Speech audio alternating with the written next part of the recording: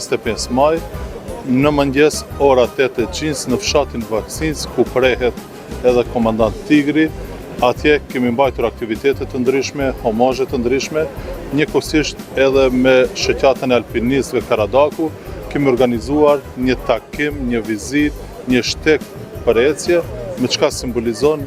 jetën, sakrificën dhe veprën e komandant Tigrit, ndërsa ajo e cila e ban më madhështore këtë ditë është